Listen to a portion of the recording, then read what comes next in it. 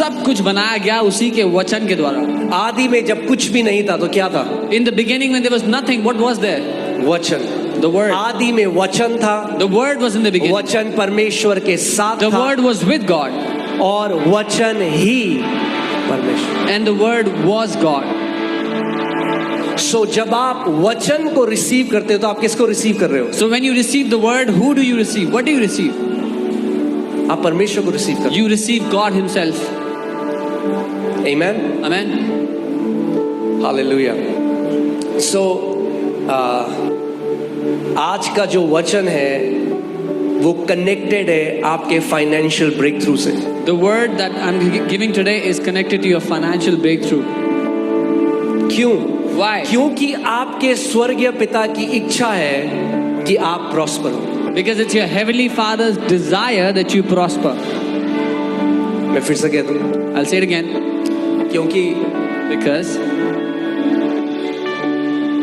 बहुत सारी बातें हैं, बहुत सारी शिक्षाएं हैं, there are many teachings, many things people say, मगर हमें देखना है कि वचन क्या कहता है। but we have to see what the word is saying. अच्छा, मैं आपसे एक सवाल पूछता हूँ आज। Let me ask you a question today. अगर जब आप प्रभु यीशु मसीह को सोचते हो जो स्वर्ग में विराजमान है, आप कैसे सोचते हैं? वो फटे कपड़े पहन के When you टूटी think- हुई चेयर में बैठा हुआ?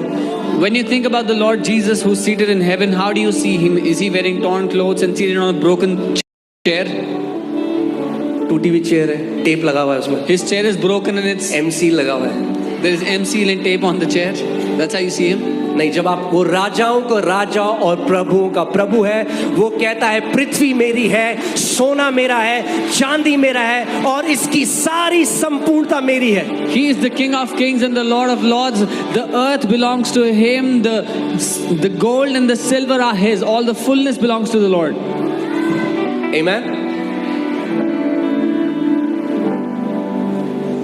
So अगर आप एक ऐसे पिता को देखें, आप किसी घर में जाएं और आप एक ऐसे पिता को देखें जिसने खुद बहुत अच्छे कपड़े पहने हैं और फीस्ट कर रहा है, हाँ, मटन चिकन खा रहा है, बढ़िया खाना, और आप देखें उसके बच्चे फटे हाल में हैं, उनके पास खाने को कुछ नहीं है, कैसा पिता बोलोगे उस पिता को? So if you go to somebody's house and you see the father of the house is dressed very richly, very well, is eating a good feast, but his children are in torn clothes and they have nothing to eat, what kind of father will you call him? आप बोलोगे क्या दुष्ट आदमी है, You will say what a wicked man this is. खुद तो अच्छे से है Himself he is living so richly, और इसके बच्चे को उसने अच्छे कपड़े भी नहीं दे but रहे, his children don't even have good clothes to उसके wear. बच्चों के पास खाने के लिए They don't even have enough to eat. जब पृथ्वी पे जो भी पिता है वो अपने से बेस्ट अपने बच्चों के लिए करता है, तो उससे कितना ज्यादा स्वर्गीय पिता जो प्रेम है। When an earthly father does better for his children than for himself, then how much more our heavenly Father who is perfect and is good. Amen. So Bible में जो वर्ड रिपेंट है वो ग्रीक शब्द मेटानोया से आता है, The word repent in the Bible is the Greek word metanoia, जिसका मतलब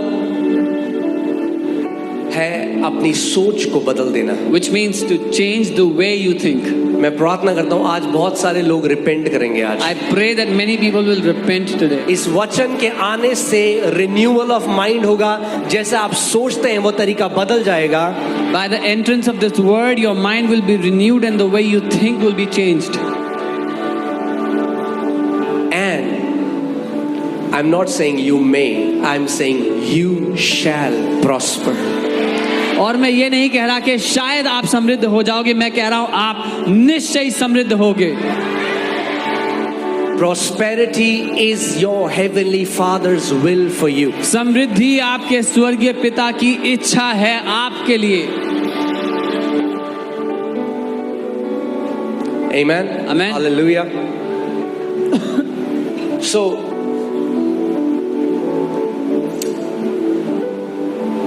let's see the scripture. Let's go to Jeremiah 3:15. यिर्मयाह 3 उसका 15।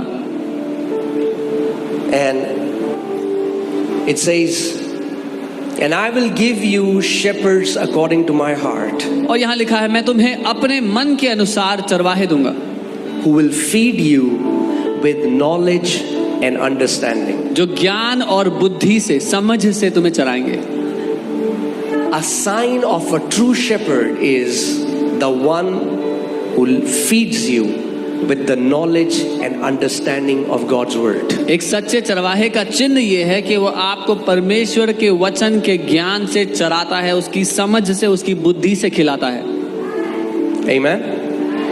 और क्या होगा फिर? And what will happen then? Then, say then. तब, बोलो तब,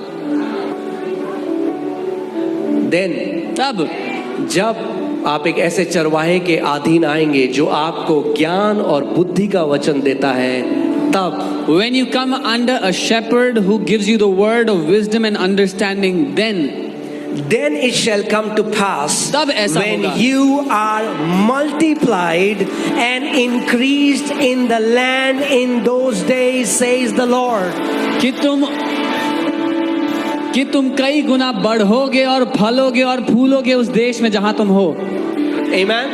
आमीन। You will multiply आप कई and गुना you will बढ़ेंगे, increase. कई गुना बढ़ेंगे और बढ़ोतरी करेंगे। Amen. That means your multiplication and your increase is connected to God's knowledge and God's understanding. इसका मतलब आपका कई गुना बढ़ना और फलना और